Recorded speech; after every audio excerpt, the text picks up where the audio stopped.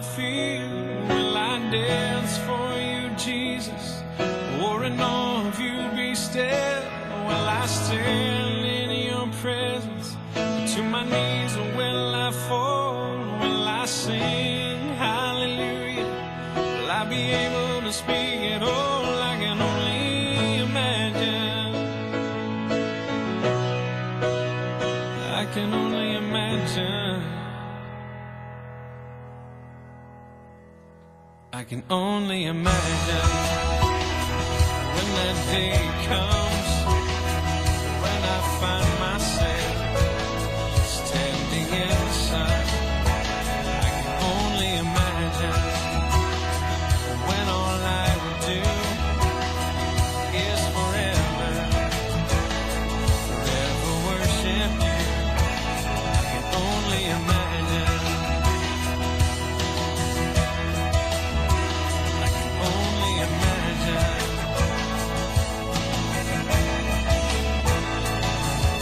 Surrounded by your glory, wonder will my heart feel? Will I dance for you, Jesus? Or in awe of you be still? Or will I stand in your presence? Or to my knees, or will I fall? Or will I sing hallelujah?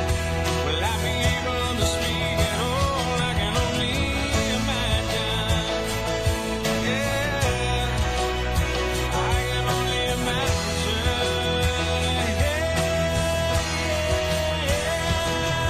Surrounded by your glory, wonder will my heart feel? Will I dance for you, Jesus? Or in awe of you be still? Will I stand in your presence? Or to my knees, or will I fall? Or will I sing hallelujah? Will I be able to speak at all? I can only imagine. I can only imagine. I can only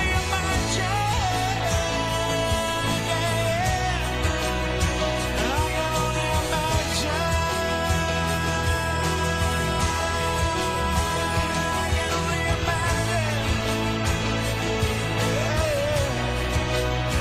I can only imagine. I can only imagine when all I would do is forever, forever worship you.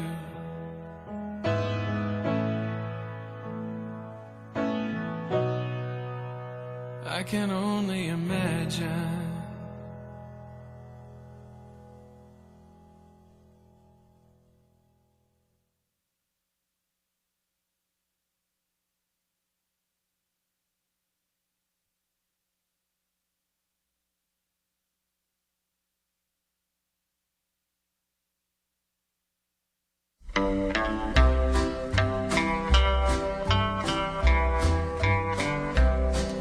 This world is not my home, I'm just a passing through. My treasures are laid up somewhere beyond the blue. The angels beckon me from heaven's open door, and I can't feel at home in this world anymore. Oh Lord, you know I have no friend like you. If heaven's not my home, then Lord, what will I do? The angels beckon me from heaven's open door, and I can't feel at home in this world anymore. I have a loving mother just over in glory land, and I don't expect to stop until I shake her hand.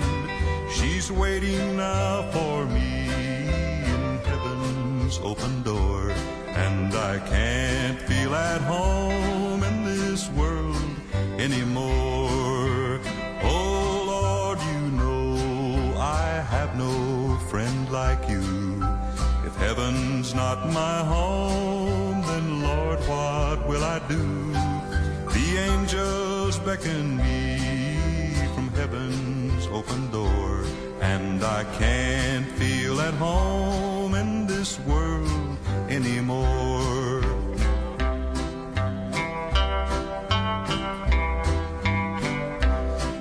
Just over in glory land we'll live eternally. The saints on every hand are shouting victory. Their songs of sweetest praise drip back from heaven's shore, and I can't feel at home in this world anymore. Oh Lord, you know I have no friend like you. If heaven's not my home, then Lord, what will I do? The angels beckon me from heaven's open door, and I can't feel at home in this world anymore.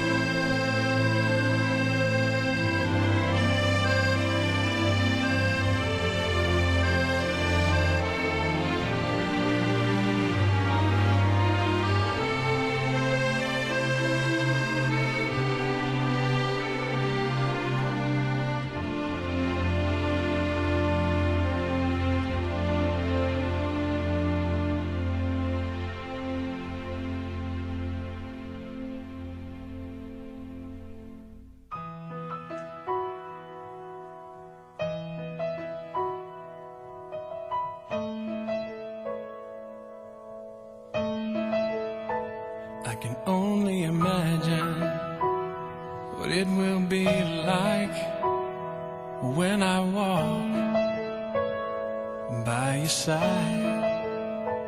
I can only imagine what my eyes will see when your face is before me. I can only imagine. I can only imagine.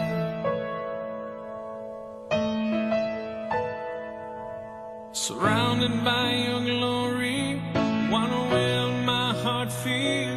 Will I dance for you, Jesus?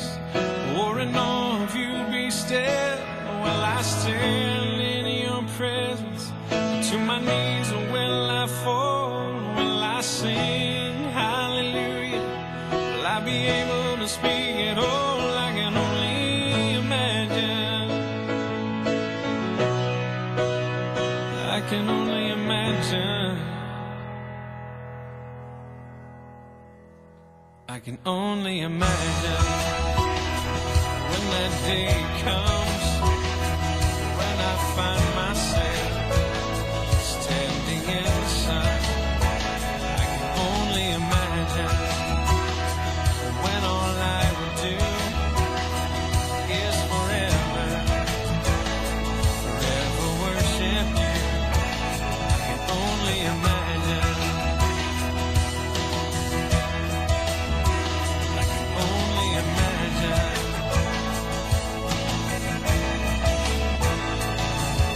Surrounded by your glory, wonder will my heart feel?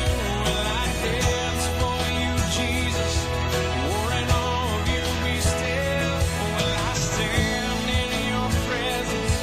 To my knees or will I fall? Or will I sing hallelujah? Will I be able to speak at all? I can only imagine. Yeah, I can only imagine.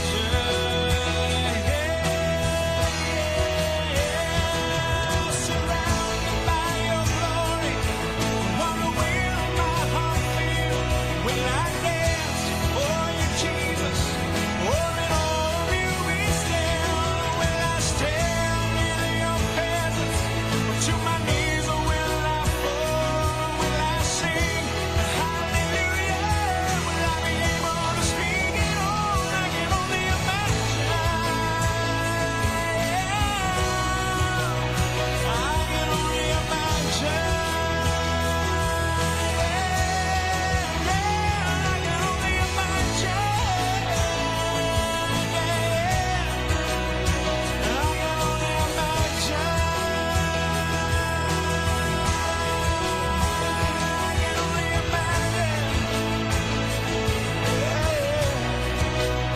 I can only imagine. I can only imagine when all I would do is forever, forever worship you.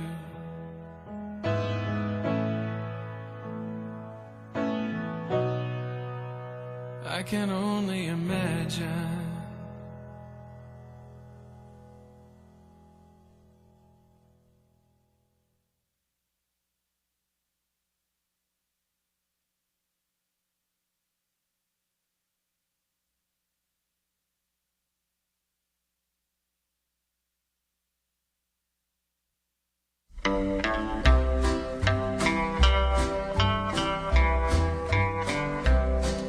This world is not my home, I'm just a passing through. My treasures are laid up somewhere beyond the blue. The angels beckon me from heaven's open door, and I can't feel at home in this world anymore. Oh Lord, you know I have no friend like you. If heaven's not my home, then Lord, what will I do? The angels beckon me from heaven's open door, and I can't feel at home in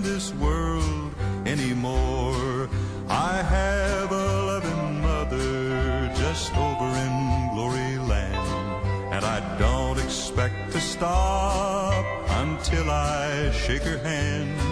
She's waiting now for me in heaven's open door, and I can't feel at home in this world anymore. Oh, Would you please stand in honor of the family?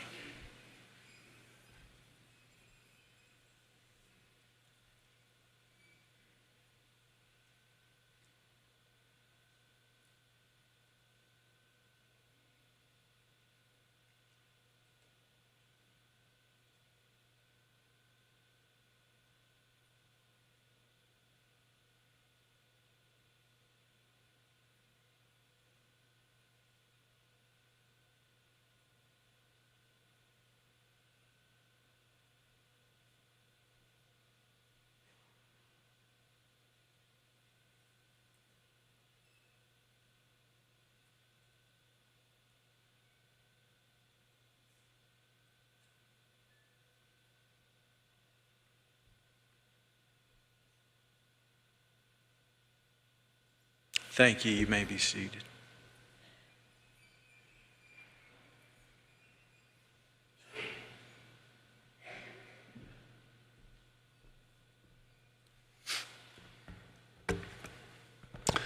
Good afternoon, and thank you for being here today. My name is Ryan Lefevre, and for 21 years I worked for David Glass as an announcer for the Kansas City Royals. My first year was his last as the interim CEO and chairman, leading up to his first as owner and chairman. And today I have the honor of welcoming his close friends and business associates to the podium, and as we all know, they were both the same, close friends and business associates. And like many in this room, I have been consoled many times by people close to me because they felt I had a very special relationship with Mr. Glass. And I think everybody in this room had a special relationship with Mr. Glass. I'm watching these pictures behind me and just reminded at how much he put people at ease and made them feel important. He was truly an anointed, God-gifted human being who had a knack for making all of us feel like we were in his small inner circle. And then we all find out that it was a really big circle. So with that, I'm grateful to be here today to celebrate his life and his legacy. And so Mrs. Glass, Dan, Don, Dana, thank you for sharing him with me and with us. And I can hear his voice right now saying, Ryan, if you cry at this thing, I'm going to be very unhappy with you. So I think we'll all do our best. Rob Walton is Sam Walton's eldest son. And when Mr. Glass began his career with Walmart in 1976, Rob later joined the Walmart management team, which led to him succeeding his father as chairman in 1992, serving until 2015. And Rob not only had a 25-year day-to-day professional relationship with Mr. Glass, but a personal relationship that lasted until his final day. Rob Walton.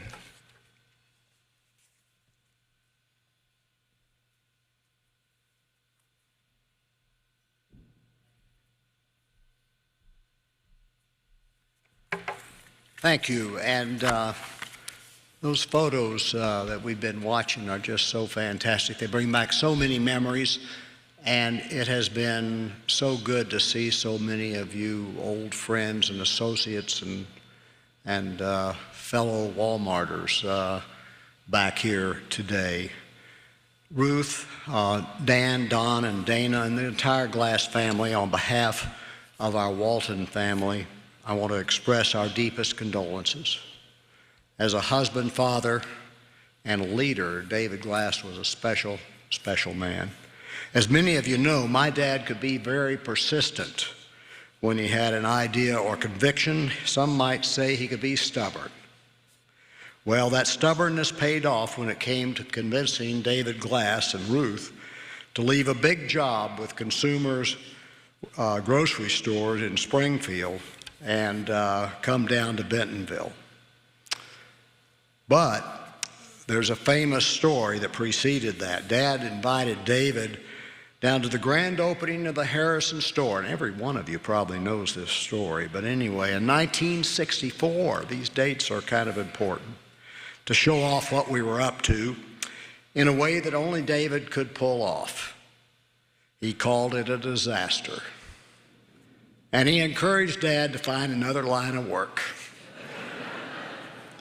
I still remember that sweltering day when the watermelons and the donkeys and the heat and the result of the combination of all three was a mess. Must have been pretty bad because it took 12 years more for Dad to finally convince David to join Walmart in 1976. But in Dad's words, David made Walmart a stronger company immediately. David was ostensibly the chief financial officer, but he did so much more in so many different roles before he became CEO of Walmart in 1988. His accomplishments were many. In the early days, it was David's vision around automated distribution centers and technology that really unlocked so much growth for the company. His experience, his temperament, and his judgment were exactly what we needed in those early days. David also liked to have fun, which I know my dad appreciated most of the time. It was David that surprised Dad with a truckload of hula dancers, ukulele players, and media down below the White Well building on Wall Street when Dad lost that famous bet that we couldn't make 8% pre-tax profits one year. And Doug, it's liable to be a little while before we can do that again. That was a big year and a big show on Wall Street. But David took it in stride when the Harrison store manager and Dad and others, and you might have noticed the donkey up there on the pictures, made David put on overalls and a straw hat and ride a donkey in the parking lot for sharing that grand opening story with a Fortune magazine reporter. When Dad got sick and could no longer work, we were comforted by the fact the company was in good hands. Jack Shoemaker, Don Soderquist, many of you here in this room and many others had made a huge impact on the company. Yet it was David Glass who would steer the mighty ship forward when Dad passed away. His keen vision for retail, his servant leadership mentality, his fierce competitiveness, his integrity, made him the most consequential leader outside of Dad that the company ever had. So Ruth and family, thank you for sharing your father with us. I know it was a sacrifice. He made such a meaningful impact on so many of our associates, our customers, and our country. I know you're proud. I certainly am. He will be missed. Thank you all.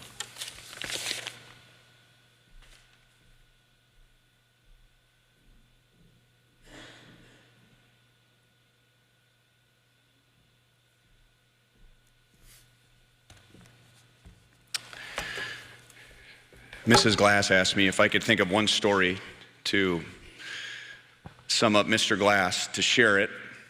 And I thought about it on the drive down here now that Rob has spoken. And among the many pictures up there, there was a picture of Mr. Glass in a Walmart, and he was shaking somebody's hand who was working there.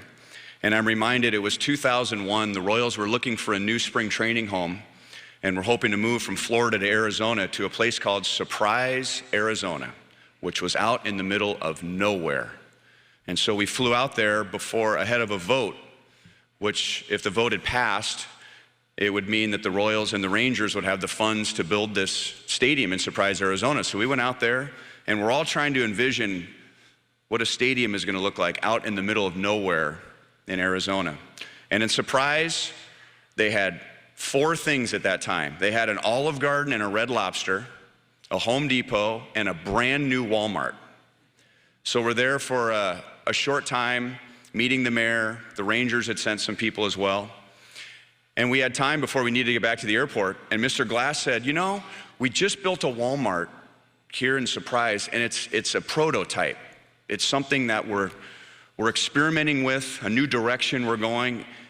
Before we leave, do you mind if we just drop by and go take a look at it? So we all said, of course, Mr. Glass. So we go to this Walmart, and the manager was off that day. So the assistant manager was working. And you got to think that the assistant manager in Surprise, Arizona probably thought he was in the safest place in the world when it came to corporate Walmart. And in walks, unannounced, the CEO, David Glass. And truthfully, Mr. Glass just wanted to see what the inside looked like. I'm sure he's seen drawings and renditions and whatever, but renderings, he just wanted to see what it looked like. And this poor kid had sweat coming down his face. Every time he moved his hand, it was shaking like this. And after about 5 minutes, Mr. Glass said, I think we better go before I kill this kid. And that was Mr. Glass. Doug McMillon is only the 5th CEO of Walmart stores since Sam Walton opened his first Walmart in 1962. Doug's career at Walmart began as a teenager from Bentonville High School, working in the summer on the shipping docks, unloading trucks at the local distribution center. Noticing his talent as a merchant and a leader, Mr. Glass became a mentor to Doug, and that bond lasted well beyond his retirement years. Doug McMillon.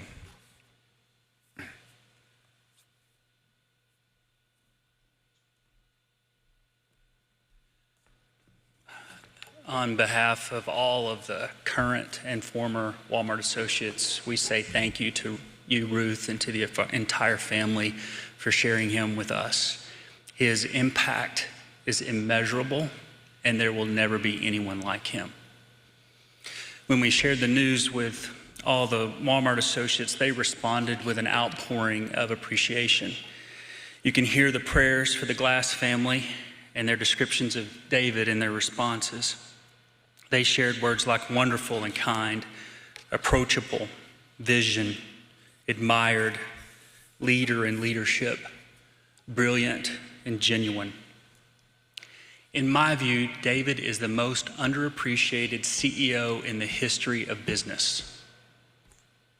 We were under $500 million in sales when he joined in 1976. When he became CEO, we were at $16 billion, and when he retired, we were at $160 billion. And yes, Mr. Walton, we were more profitable, and I'm sure that he would be pleased that you brought that up today during this event. I could hear him chuckle when you said 8%, and I thought, yeah, he's glad that you reminded me of that. During David's leadership, we grew the company from under 1,200 stores to nearly 4,000. We grew to cover every state in the country in 8 international markets. The results make the case, but they don't tell the whole story. They were driven by David's wisdom, aggressiveness, and ability to lead. He led the creation of the Supercenter. The combination of food and general merchandise make it the best retail format ever, and he put the supply chain behind it. He engaged with our suppliers in a collaborative spirit, and he created real innovation like Retail Link. He put technology and data to work. David was entrepreneurial as he scaled the company. And just pause and think about how many families have benefited because of the work of David Glass over the years and to today. Inside the company, David is deeply admired and loved. He inspired us all to be better leaders, and he showed us how to be better people. He was wise, he was funny, he was consistently humble and gracious, while at the same time, he had an incredibly intensive competitive spirit. There was a fire burning inside of David, and he expected every one of us to behave in the way that he behaved. Lee Scott describes him as being so much fun, yet demanding of great performance. From my personal experience with him, I think one of his greatest talents was the ability to simplify complexity. He has burned into my mind, Doug, customers have money, we have merchandise, we just want to trade. This is not that complicated. A few years ago, when everybody was talking about the BRICS and we were seriously considering entering Russia, I would talk to him about it, the pros and the cons and all the complicated things we were weighing. And at the end of the conversation, he would say, Doug, don't go to Russia, you'll just regret it. And I would say, yeah, but how do I explain? He said, don't worry about it, just don't go to Russia.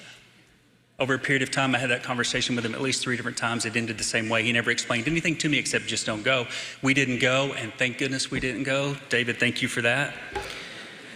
One time when 2 of our competitors merged together, 2 of the bigger competitors, we were all speculating about what that meant to us as a company. And many of you will remember we went to a Friday officers meeting, and David said, y'all don't worry about it. When 2 ugly parents get married, they tend to have ugly babies.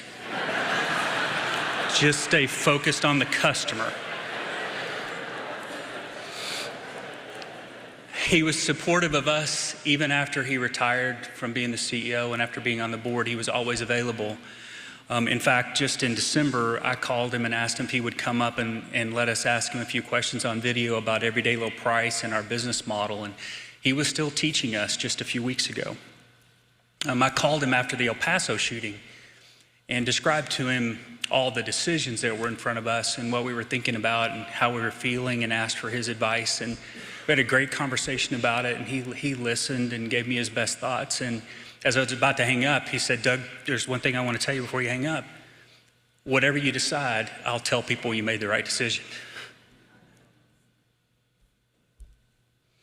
Mike Duke taught me that if you would take a turkey sandwich on white bread and mayo up to his office, call Bev ahead of time, that David would spend an hour with you talking about the business. And in our world, that's pretty cheap consulting fees. And so I also learned that when you go up there not to take water, he doesn't drink water. I think he only drinks coffee and Amstel Light.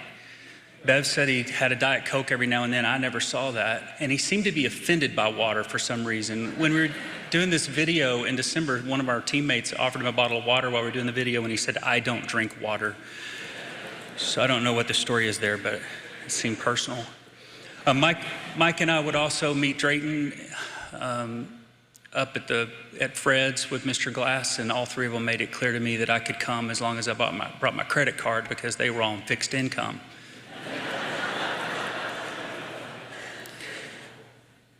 I've met a lot of incredible people inside and outside the company. Outside of those with the name Walton, David has by far left the biggest mark on this company. It's an honor to have known him. I'm grateful. I'm a better person for knowing him, and our associates around the world in the past and today would not have had the opportunities that we have all had if it weren't for David.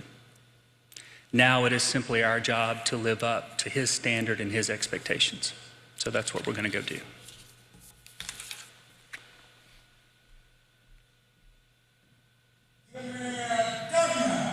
Yeah. Give me an A. A. Give me an L.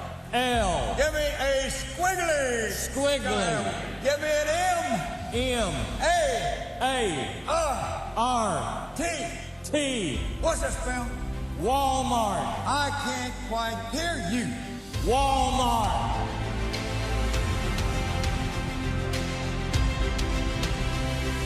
And David Glass come in here, and he made them disparaging remarks.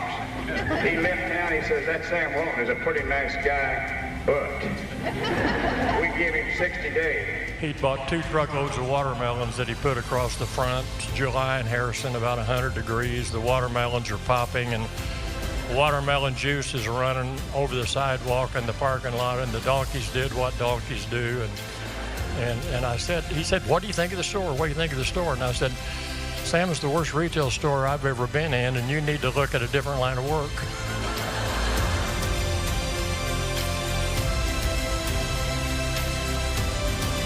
Use the best thinkers in that store, even if you do it in your store meeting, that you have before the store opens of a morning, get everybody's best ideas and figure out innovative, exciting ways to sell that merchandise, and that's the fun of retailing. We don't have any short-term strategies in Walmart. It is a long-term view that we have, and I will tell you that in my view, there is more opportunity ahead of us than anything we've ever experienced in the past.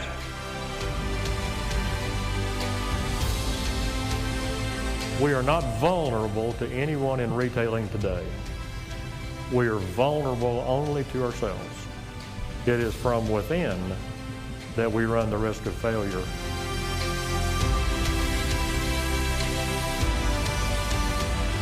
If we're pretty happy with where we are, we'll stay where we are. But if we're smart, we'll raise our expectation levels. You push the outer limits and find out what you can do. And what you normally find out is you can do a lot more than you realize. Each and every one of us are going to have to play a role in being the difference. No one else has accomplished the things that all of our associates have collectively accomplished. Let's make things happen. Let's absolutely make them happen. Let's do it through our people. Let's involve them all. The more we involve, the more successful we'll be. In this company, regardless of which of our associates that we're visiting with or talking to, what's truly important is you. Good luck to all of you.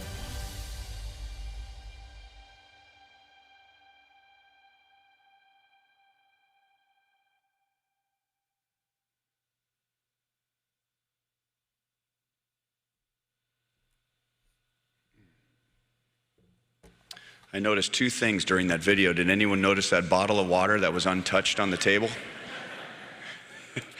It also struck me how well Mr. Glass separated Walmart from the Royals. I mean, I hadn't seen anything like that before, and it's just wonderful to see that side of Mr. Glass. Rob Manfred began working with Major League Baseball over 30 years ago, eventually leading to the appointment of Commissioner of Major League Baseball. Mr. Manfred and the Royals have one special year in common, 2015. He became just the 10th commissioner in the history of Major League Baseball that year, and the Royals became World Series champion that year with Mr. Manfred presenting Mr. Glass with the World Series trophy, a first for both. Rob Manfred.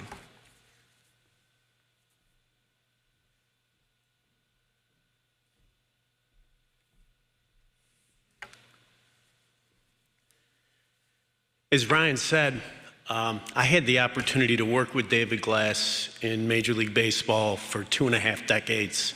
It really is an honor for me to be here and to have an opportunity to speak to all of you. At the outset, on behalf of all of the employees at Major League Baseball and the 30 clubs, I want to offer our condolences to Ruth, our friend and colleague Dan, and the entire Glass family. When news of David's passing started to filter out the weekend before last, I had quite a number of phone calls, emails, and texts from members of the baseball family expressing their sorrow at David's passing. I know that sorrow is a fraction of what all of you must be feeling. The fans and people of Kansas City, the fans of the Royals, really owe David a tremendous debt of gratitude. He took over the Royals at a really precarious point in their history. He built that organization into a World Series champion, and he left behind an organization that I know is well prepared to compete in 2020 and beyond. But David's legacy in baseball goes way beyond the Royals. He was part of the bedrock of Major League Baseball, the institution as a whole, throughout his time as an owner. It really didn't matter what the issue was, whether it was labor or the development of a digital strategy for the industry. David was one of the go-to guys. And when I think about the reasons for that, it provides a nice insight into the man. Maybe the most important reason was David was a baseball statesman. He thought about the industry, not just the interests of the Royals. And in baseball, that is not always the way it is with our owners. But in the Major League Constitution, probably the most important phrase is the phrase that talks about acting in the best interests of baseball. David Glass didn't write those words, but every single day as an owner, he acted in the best interests of baseball. Doug talked about David's business career, and we were really lucky that David brought that business acumen to Major League Baseball. Probably the most important development in our business over the last 25 years was the coming of Major League Baseball Advanced Media, our digital company. David was there at the beginning. He was the longtime chairman of the Advanced Media Board. He nurtured that company, and he protected it from the detractors of that company within the industry. At the end of the day, Advanced Media has been great for our fans. It produced a whole different kinds of products and a whole different way for fans to enjoy baseball. And of course, it gave great financial benefit to all the owners. Because David was so successful in his baseball projects, there was often a lot of praise directed towards him. But I noticed over the years, he always deflected that praise. He deflected it to his colleagues, the fellow owners, and even to staff people like me. I was a beneficiary of that deflection. But I think it was a reflection of David's fundamental humility. The last time I was here in Arkansas, David asked me to come down here and speak to the 8th Circuit Judicial Conference that was honoring Judge Denton. Judge Denton and David grew up together in Mountain View, I believe, was the name of the small town. I don't remember one thing that I said to the 8th Circuit Judicial Conference. I'm sure it was not particularly good, but I do remember vividly David's introduction of his friend, Judge Denton. And the sum and substance of that introduction was that David had been overshadowed during his entire youth because Judge Denton was so brilliant. In fact, David went on to explain even his own mother thought Judge Denton was the one that was going to be a success. See, mothers aren't always right, I guess.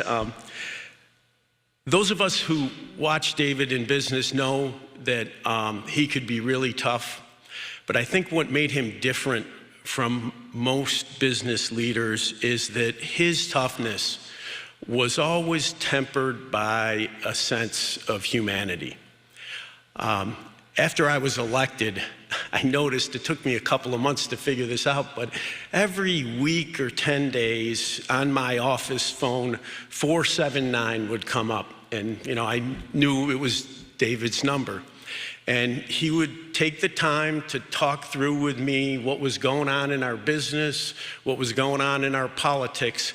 But what I remember, in addition to all the good advice he gave me, was at the end of each call, he'd offer a couple of words of encouragement and support. And those words really helped me find my footing in this job, and I will be eternally grateful for them. Ryan talked about the World Series trophy. It is really one of the best parts of this job to get to award that trophy. I think about it as a symbol of our industry's respect and admiration for what a team accomplishes in a particular year. And if I had gotten to pick, which obviously I don't, any single owner to hand that trophy to my first year, it would have been David Glass, and I will always be grateful that it worked out that way. With David's passing, we lost a great colleague, a sportsman, a leader, and a friend. We will all grieve his passing, but really more importantly, we will remember him fondly for years and years to come. Thank you so much for having me.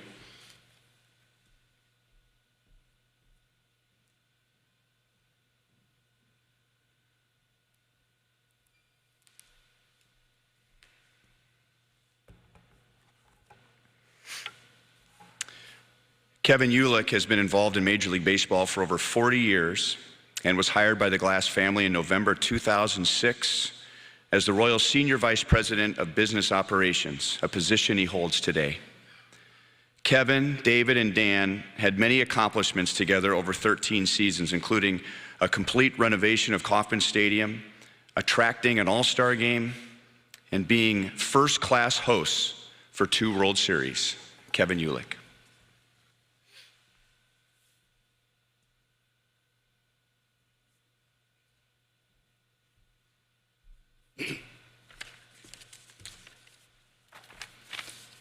Thank you very much. It's an honor to be here, and on behalf of the entire Royals organization, our condolences to the family. Many of them came up. I see a lot of faces here, and we're very sorry for this day. I've had the good fortune, as Ryan said, of spending the last 13 years working for the chairman and for Dan. It's been a great 13 years for me in all the years I've spent in baseball. And as you journey through life, you realize there's certain individuals that leave an indelible mark on your soul. And for me, David Glass was that person. We call him Mr. Glass, but those of us with the Royals, we refer to him as the chairman. The chairman was one that was affectionately known to all the people down in Kansas City. He was a man of integrity and honor, and his word was more binding than any written document. He had a powerful presence, and he was as humble and unassuming as they come. A trip to a Steak and Shake for a cheeseburger or a simple Egg McMuffin with a coffee, had to be black, of course, was as good as a Sunday brunch. I'll never forget his firm handshake, his warm smile, his trademark greetings whenever I would meet with him. While there was always business to talk about, our conversation always transitioned to family and baseball. Both were his first loves, and they were close in order. Boy, did he love baseball. No meeting ever ended without him asking about your family. He would do so in the most sincere and heartfelt way. He inquired from a standpoint that is a father asking his son or daughter. You see, he had that ability to make you feel like you genuinely were part of the Glass family. But you see, he had such a great family around him. He always had his priorities straight. With a loving wife in Ruth, 3 wonderful children in Dan, Don, and Dana, 6 grandchildren, 7 great-grandchildren, his heart was full, but he always made time for you. The chairman was a competitor, and don't let me tell you, ask Ned Yost and Dayton Moore. He didn't like to lose baseball games, I can tell you that. A few years ago, we had just suffered a loss after having won 10 games in a row. And a passing comment was made, well, I guess you can't win them all. To which the chairman, with that straight face and wonderful dry sense of humor that he had, replied, why not? Why can't we win all 162? And while he surely didn't mean it literally, I realized that was the approach that he used during his entire life. Nothing was impossible for the chairman. After all, this was the same man that played such a significant role as CEO and president of Walmart stores during a time of unprecedented growth in becoming the nation's largest retailer. But the chairman was a generous man. When the holidays would come around, the Royals didn't have one Christmas party, they had 2 parties. There was the traditional office party that was held in an elegant setting at a downtown hotel, but there was the second party for the associates and their families. It was held at an entertainment center where families could go and bowl or play laser tag, arcade games. It was a very special time, and every child that attended those parties went home with a gift from Santa. In 2014 and 2015, we were blessed enough to go to back-to-back World Series. And as a reward to the associates, the chairman and Dan made sure that our entire staff traveled to watch us play in the visiting cities. That's a special moment, and I know our associates will remember that for a lifetime. There's no doubt the chairman will be missed, as evidenced by all the friends and family that are here today. There's also no doubt that his legacy will continue for a long time within the business world, the baseball community, and most importantly, in the hearts of his family. For each of us, his impact and influence will be felt periodically in ways that we'll least expect, whether it be a business decision, assisting on behalf of a cause or an effort out in the community, or handling a simple, everyday task within our own family. The influence and counsel of the chairman will long be a tremendous resource for us all. He'll be remembered as that humble and modest man from Morgan County, Missouri, who honored the wishes of his good friend Ewing Kauffman by making sure that the Royals always remained a Kansas City treasure. And in doing so, brought a world championship and the return of pride to our community, our organization, and our fans. Even in his final months, Mr. Glass held true to that original promise and once again personally handpicked John Sherman to be the next great owner to share in this responsibility. Today, the Royals and our fans are in a much better place because of you, Mr. Glass. And finally, above all, he'll be remembered for his kind heart, his gentle soul, and his genuine love of life, family, and friends. I'd say that's a life well lived.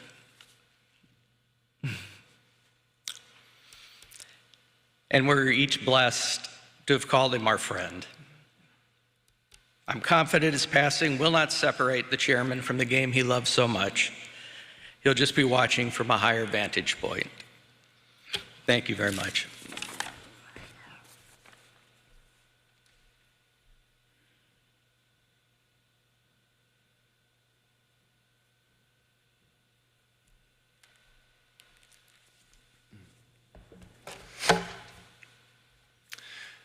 Dayton Moore has been the Royals Senior Vice President and General Manager since being handpicked by the Glass family in June 2006.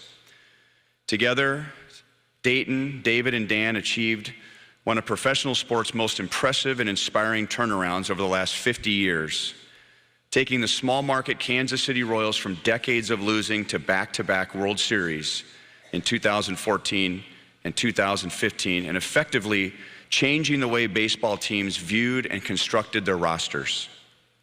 Off the field, Dayton and the Glass family set even higher standards with the creation of the Kansas City Urban Youth Academy in 2018 to, quote, utilize baseball and softball, fostering a culture for urban youth that eliminates social barriers while inspiring educational advancement, community awareness, and character development that creates a reciprocating lifestyle of excellence. Dayton Moore.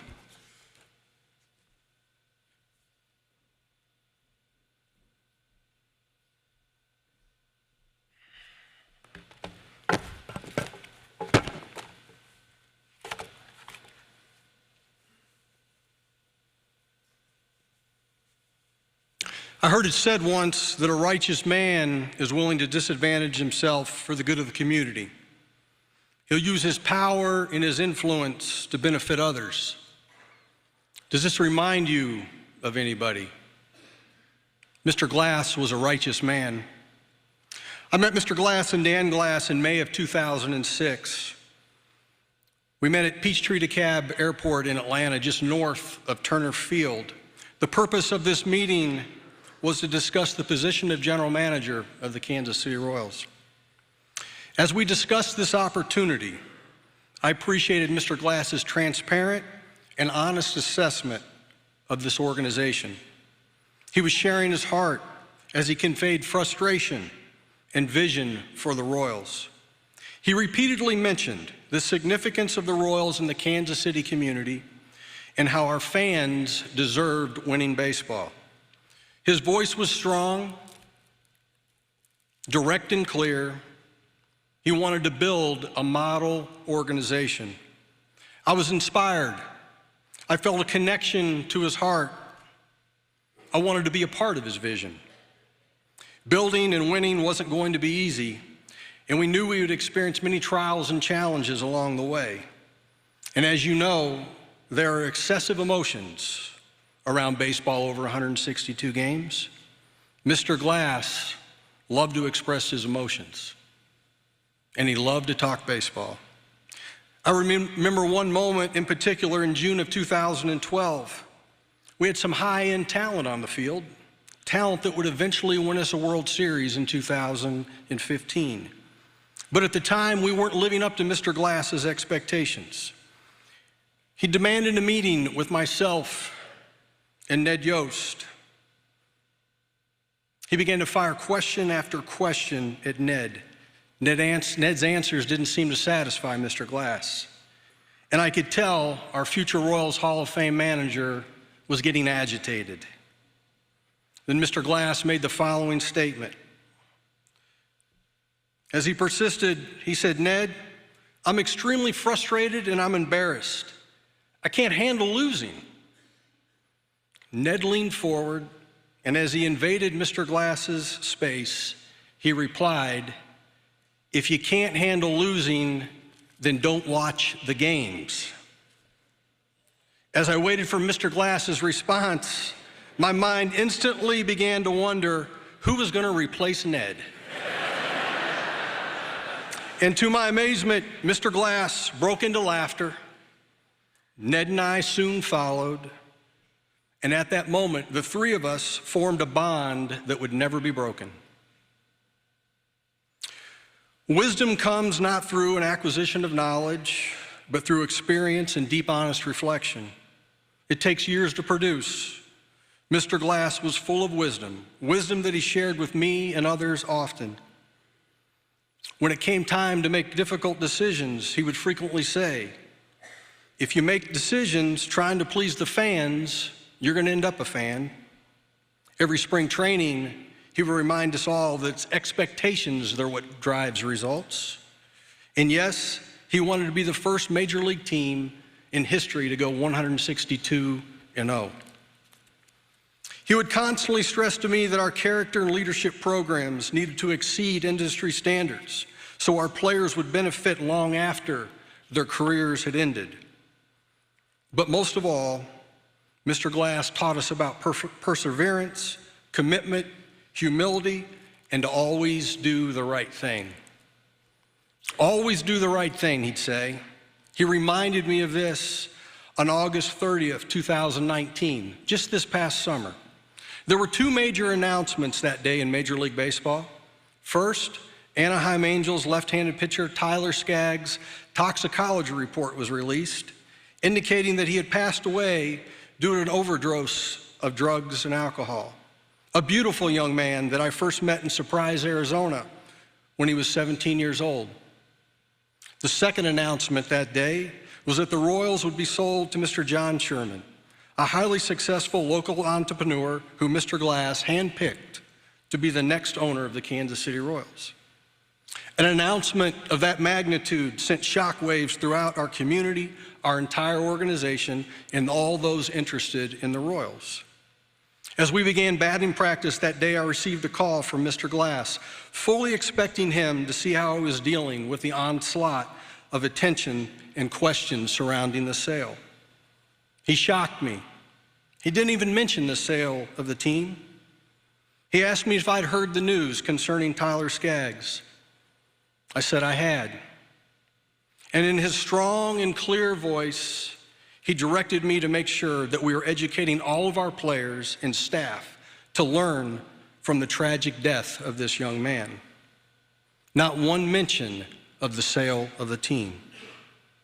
I told him I would relay the message, and when I hung up the phone, I was once again in awe of his humility and others first mentality. Mrs. Glass, Dan and Penny, Dana and Phil, your family will forever be celebrated, not because we won a World Series in Kansas City, it's because you owned a team for the right reasons. You'll always be celebrated and remembered for that. In honor of the patriarch of your family, Mr. David Glass, we'll proudly wear this patch displayed to my right and above on the right sleeve of our jerseys for the 2020 season as a daily reminder of what Mr. Glass meant and will always mean to the Kansas City Royals. He was a faithful steward of the game, but most importantly, Mr. Glass was a faithful steward of the life granted to him by God. He used his gifts to bless others, and we're all blessed to have been a part of his wonderful and incredible life.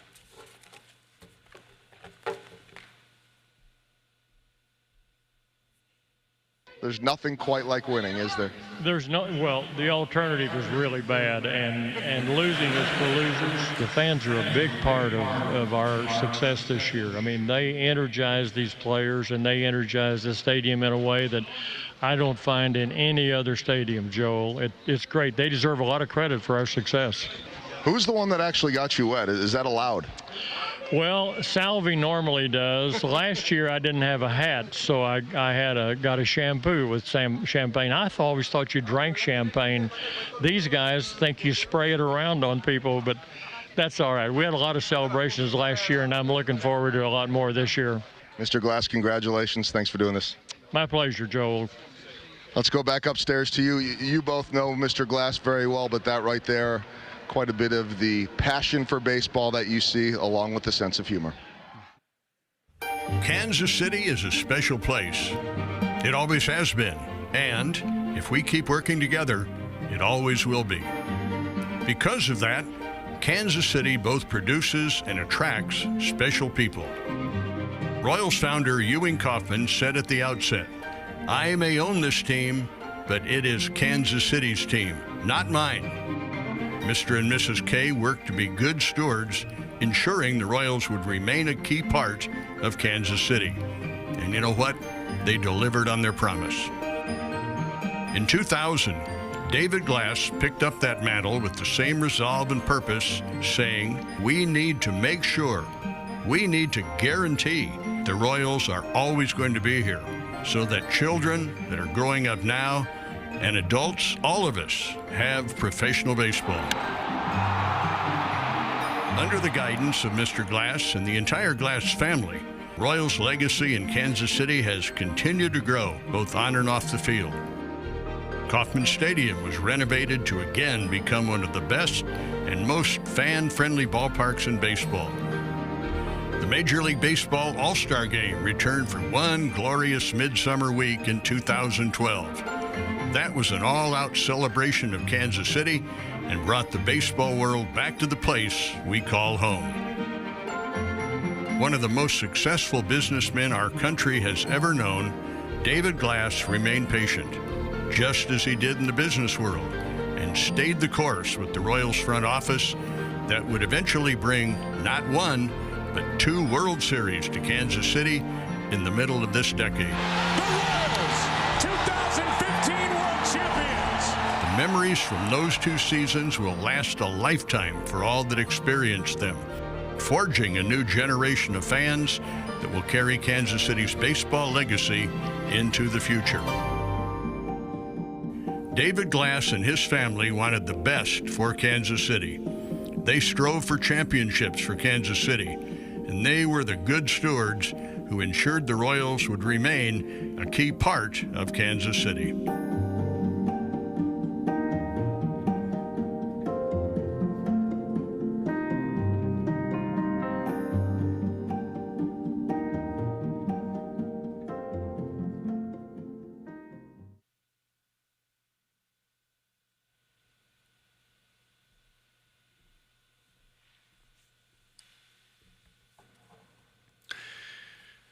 Drayton McLean's friendship with Mr. Glass goes back 40 years, when in the 1980s, Mr. McLean's company began selling products to Walmart.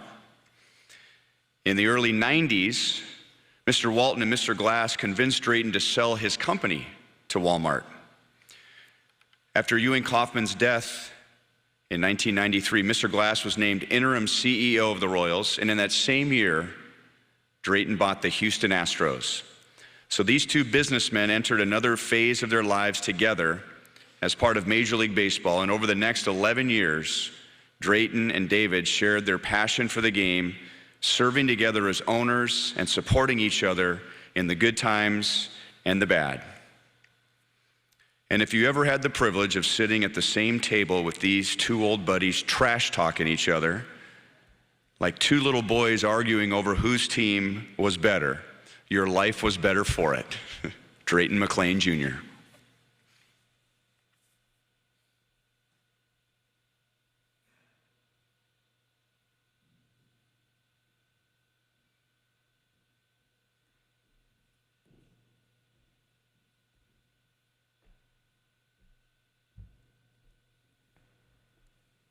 Thank you, Ryan, and thank you for the tolerance and the assistance of getting here. 4 months ago, I got a brand new left knee, and I'm trying to coordinate a 4-month-old knee with an 83-year-old knee. And putting those two together is not the easiest task you'll ever get. So thanks for the assistance, and it's an honor to be here. And to Ruth and Dana, Don and Dan, and the entire family, it was such a wonderful privilege to know David Glass. As I have worked with David, enjoyed David, friendships, baseball, a lot of other events, I see 4 sides of David Glass. First is a Christian with high integrity. That was over everything else in his life. Then as a family man, as several have commented, when you first talk to David, he first asked you how your family was doing. And I tried hard over those 40 years to get ahead of him and try to get in there and ask him first, but he would reverse it. But his family, then his years at Walmart, and that's where I first got to know David. Our family is in the grocery distribution business. In the early 80s, I came up here and trying to crack Walmart, get into Walmart, some of you might have experienced, is something as a challenge. A friend of mine tipped off, back then, Doug, there wasn't a lot of security in the corporate office.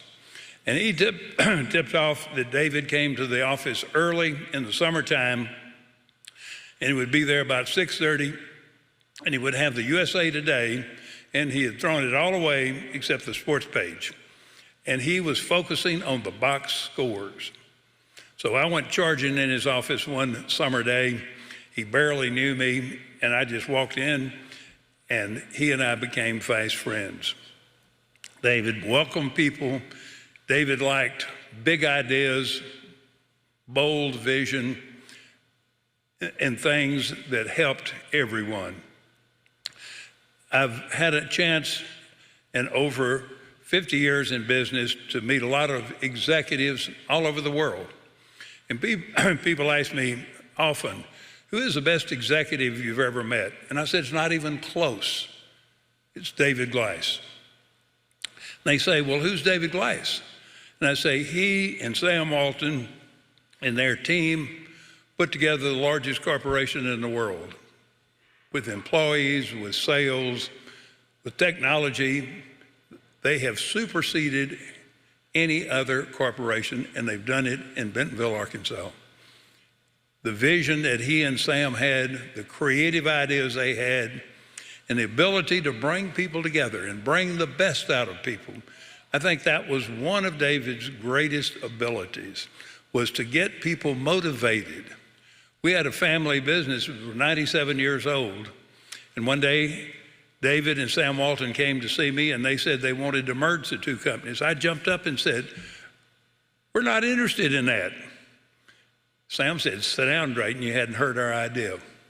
And they talked to us about building the supercenter. It was before the supercenter was ever built. And they said they were going to build a big store that had a large grocery store in it, open it 24 hours a day, and they wanted McLean Company to be part of it.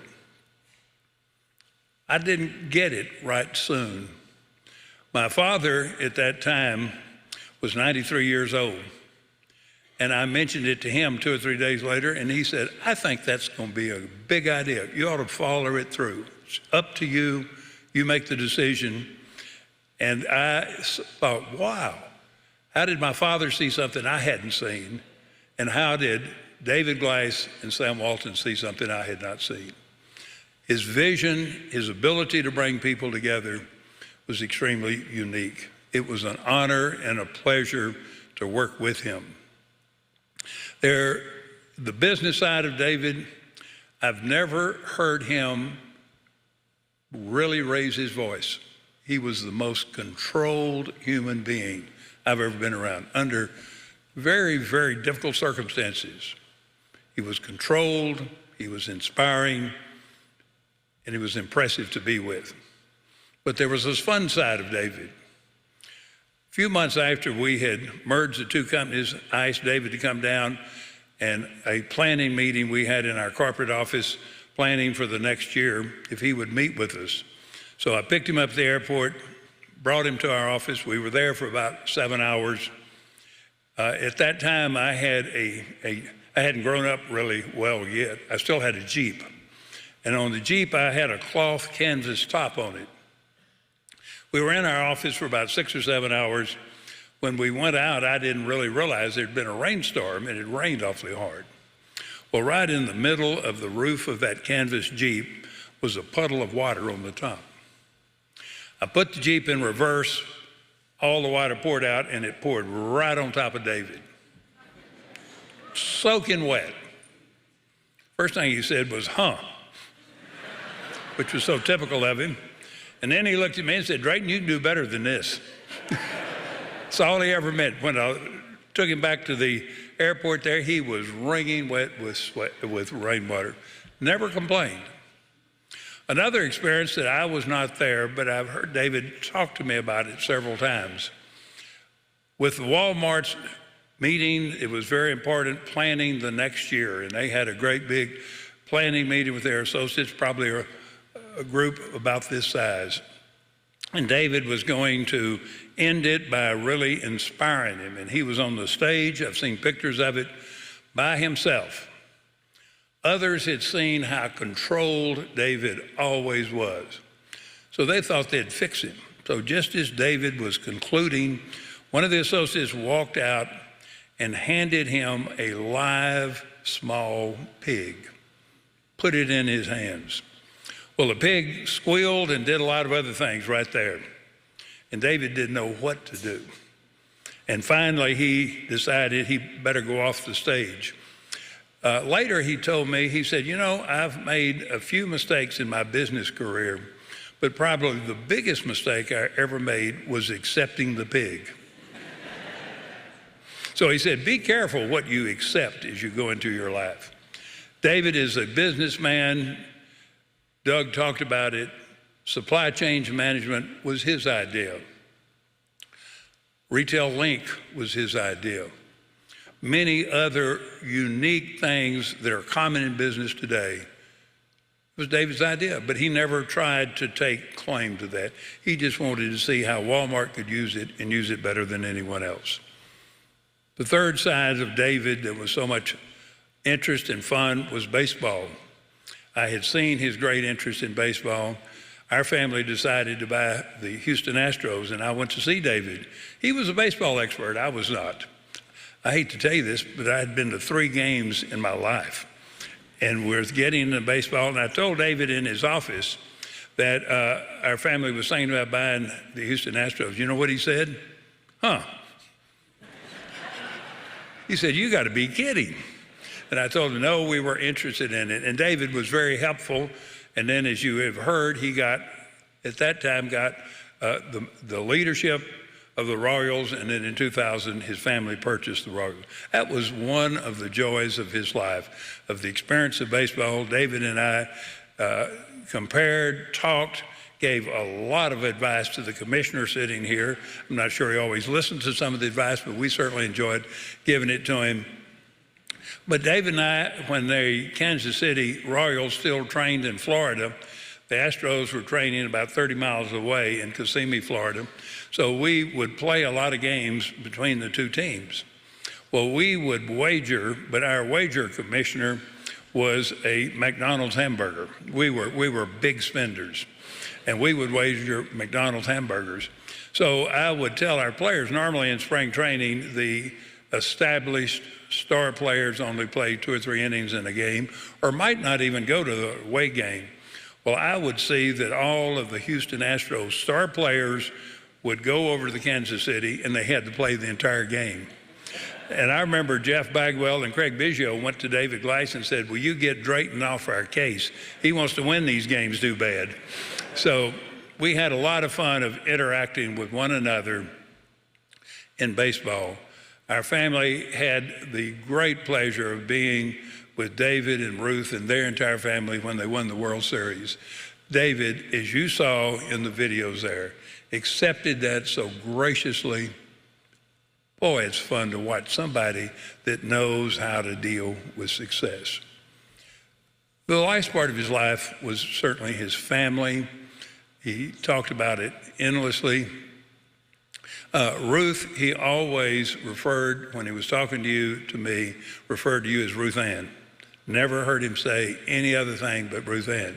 I'm not sure your name is Ann, but he always used that as we talked. And he talked about his children, his grandchildren, and his family. And that was such a joy with the success and the happiness that he had had, that his family was uttermost in his mind every day of his life. The world produces few truly outstanding leaders that have touched every base. In his faith, in his business career, his career with the Royals, and then with his family, David Glass has touched every base and improved everyone's life that he's come in contact with. It's an honor to have had David Glass as my friend.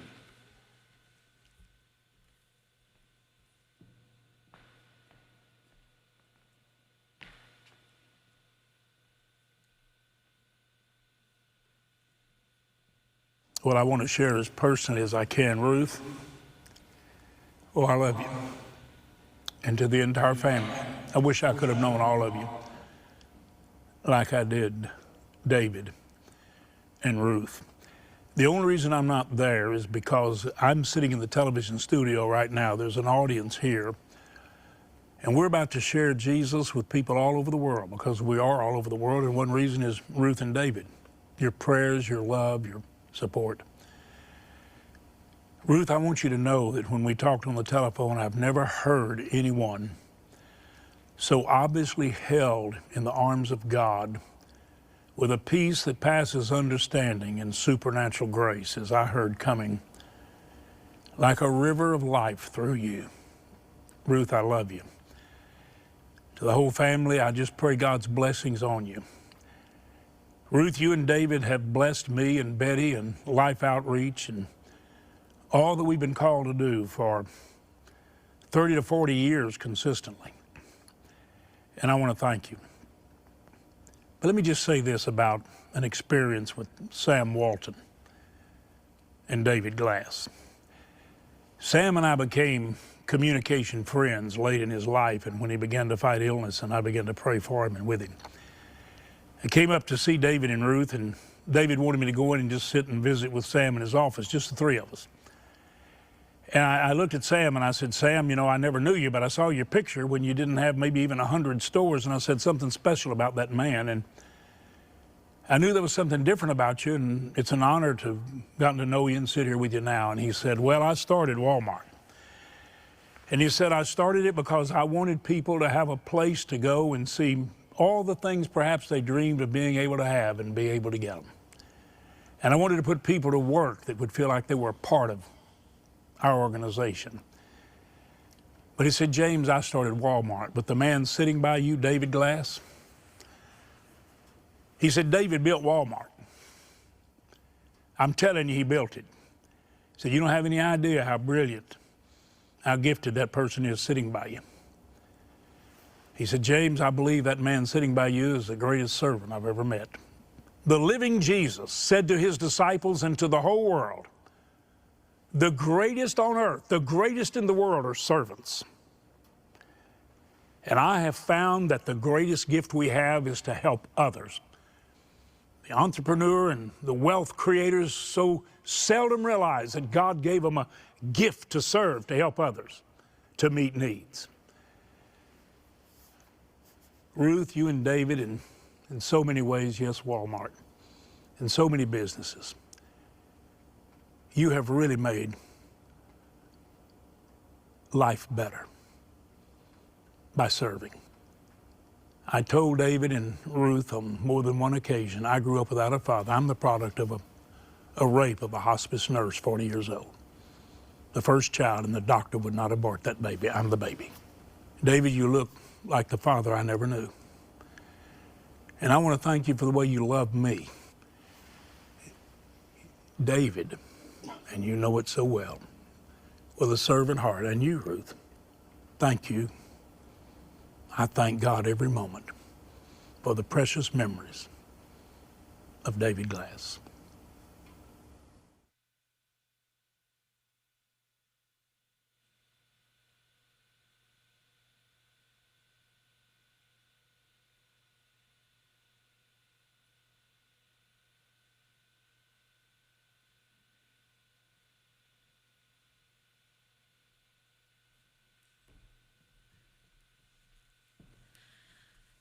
Hi, my name's Mackenzie. I am the granddaughter of David.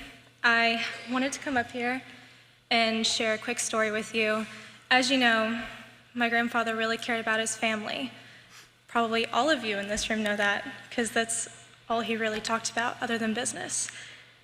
And when I was younger, he liked to bring me along to a lot of these meetings and speeches. He was my partner in crime. We did everything together. He was my best friend. And with my luck, there is a video captured where I was standing next to him during one of his speeches.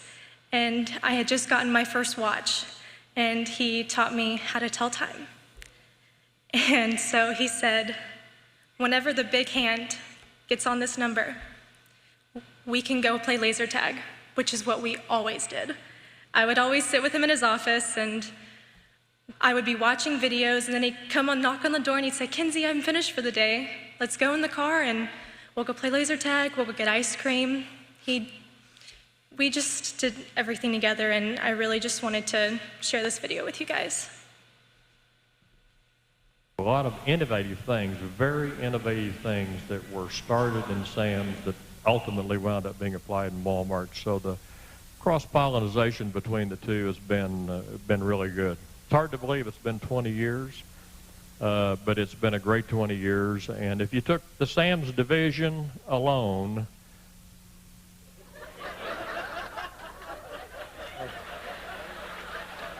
all right, thank you for having me. I enjoyed being here, and good luck to all of you.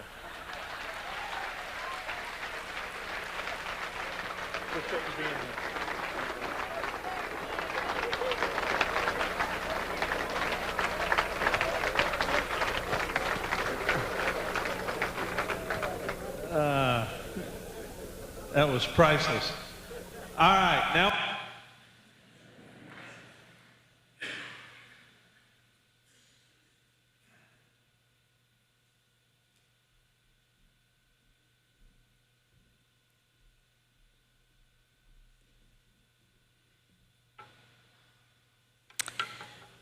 On behalf of the entire Glass family, I would like to thank each and every one of you for being here to help us celebrate David's life. To us, he was very, very special.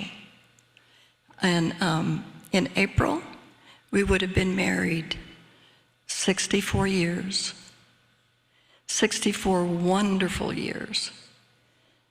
And I don't think most of you know it, but I was 15 and he was 20 when we got married. And we always looked at each other and said, God put us together. And it was a wild ride living with this man. And we made promises that any business that we would be associated with, everybody involved would be part of family to us.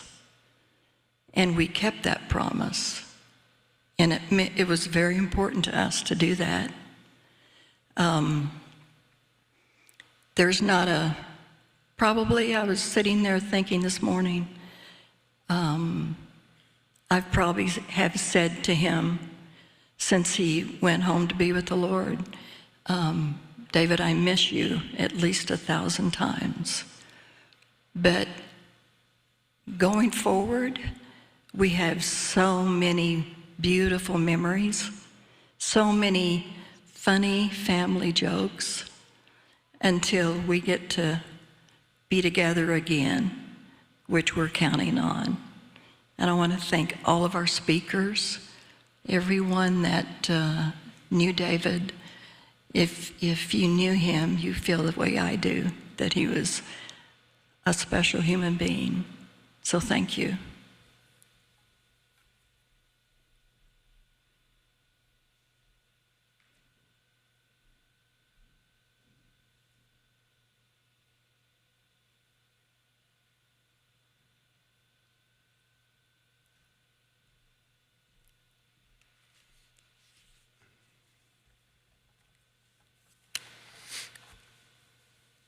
For many years, Mr. and Mrs. Glass attended New Hope Assembly of God, and over that time became close friends with the Reverend James Longmate.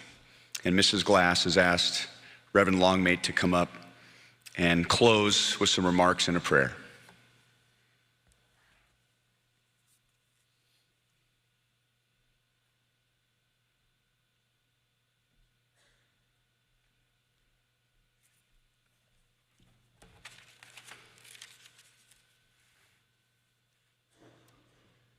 Psalms 100, verse 1. Blessed or happy is the man who does not walk in the steps of the wicked, or stand in the way of sinners, or sit in the company of mockers.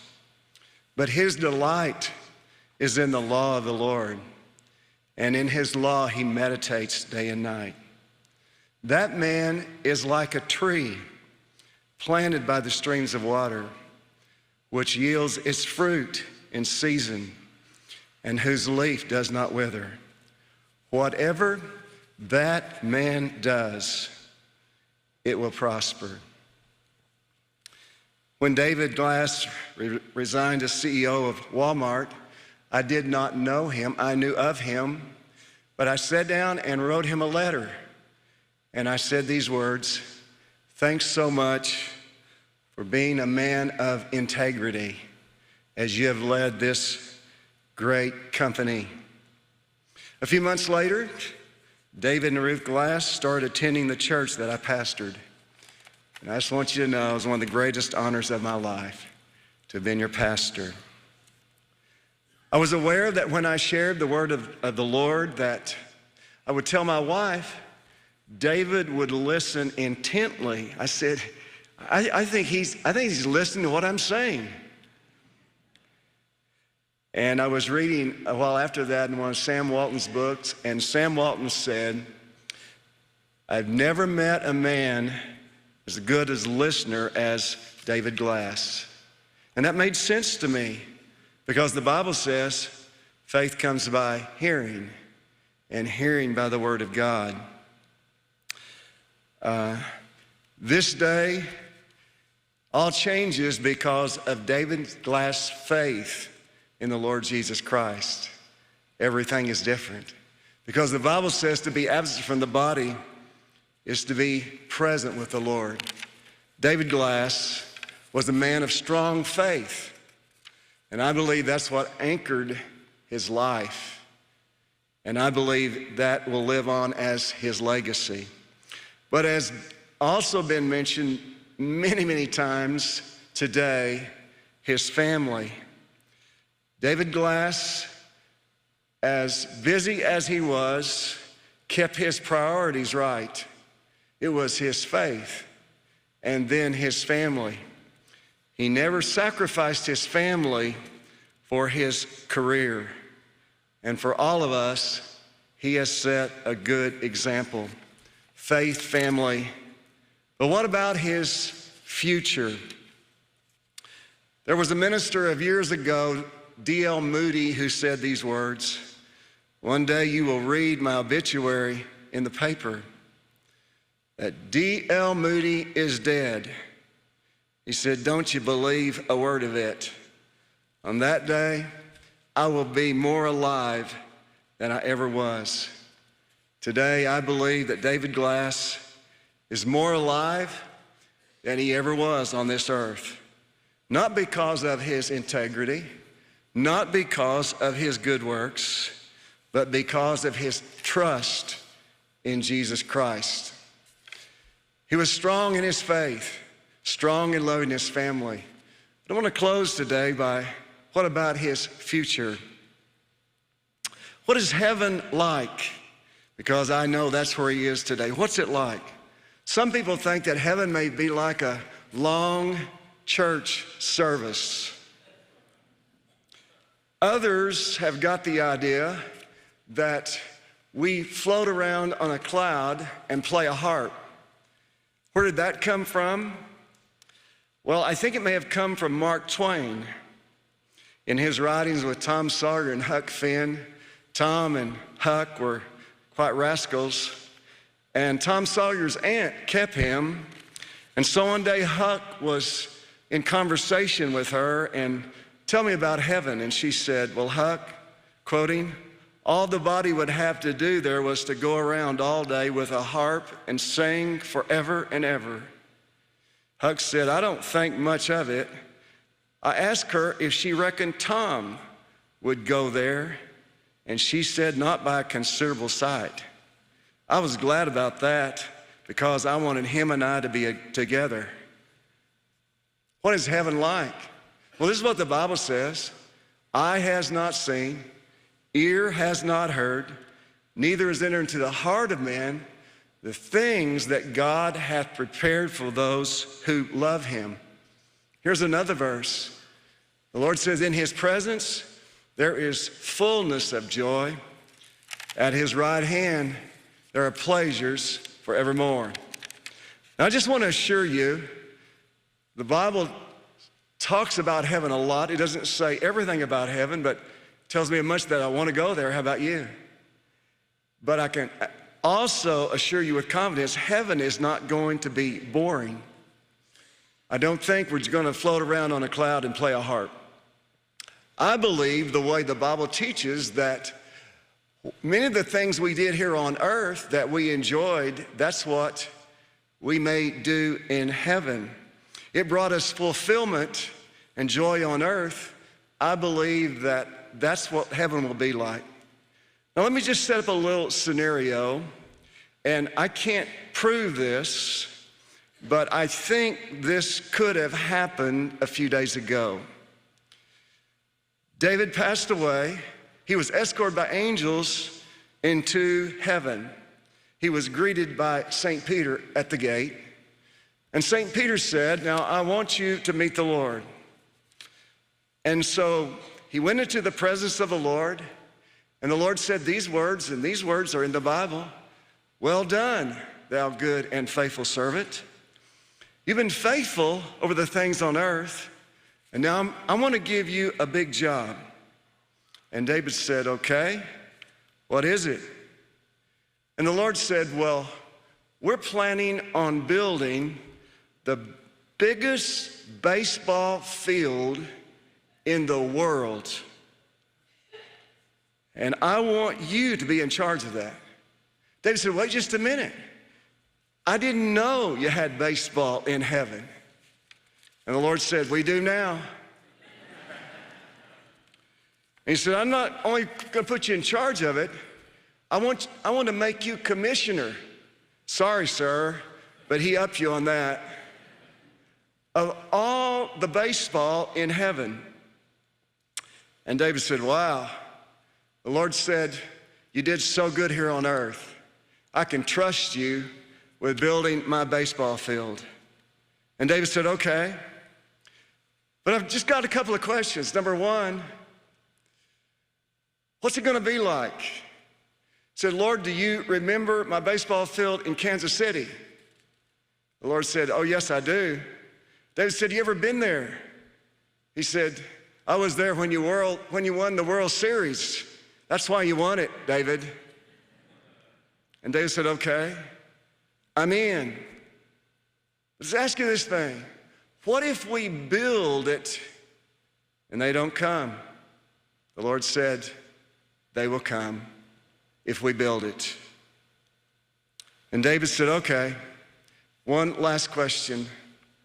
What will we call this baseball field?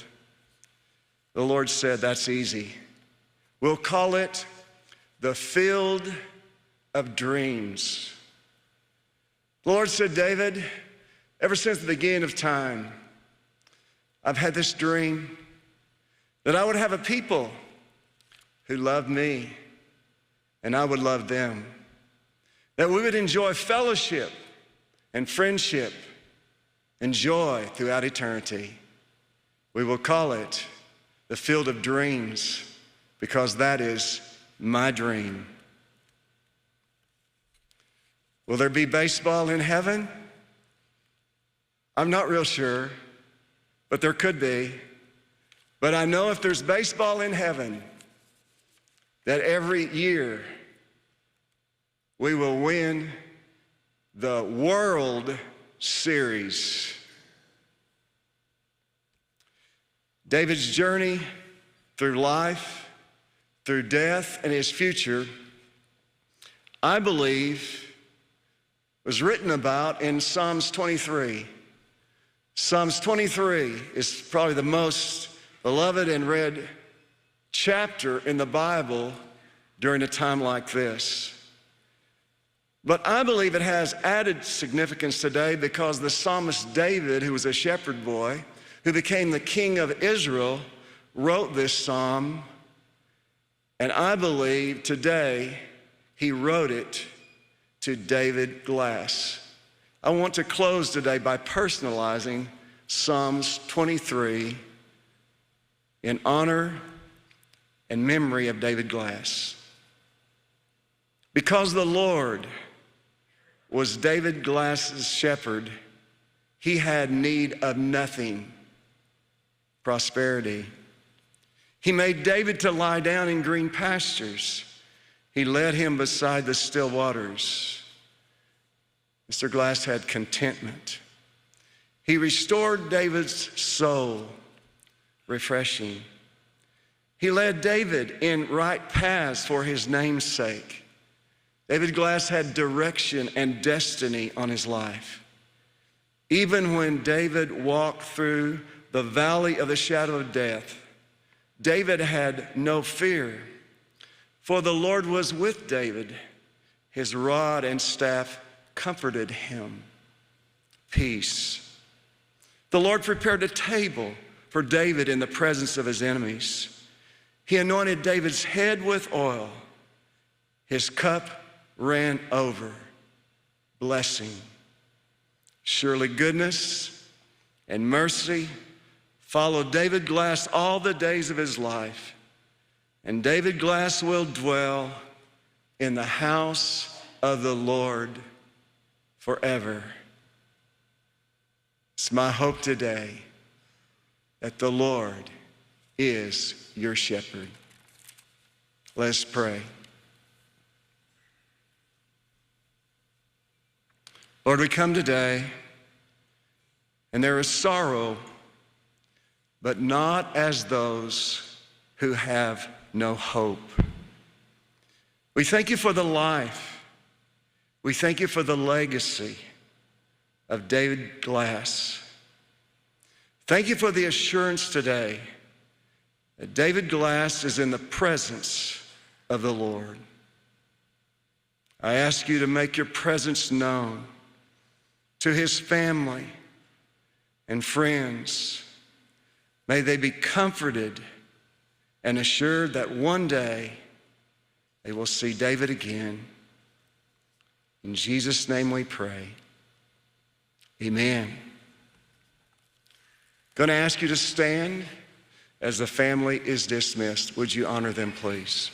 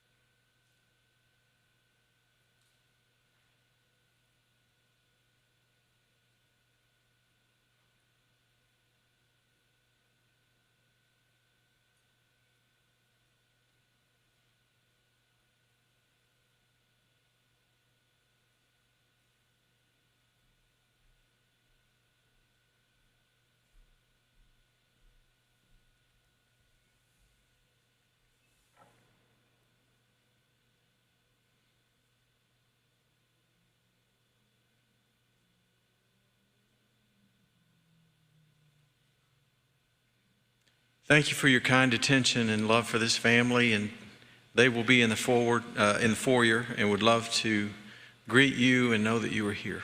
God bless you.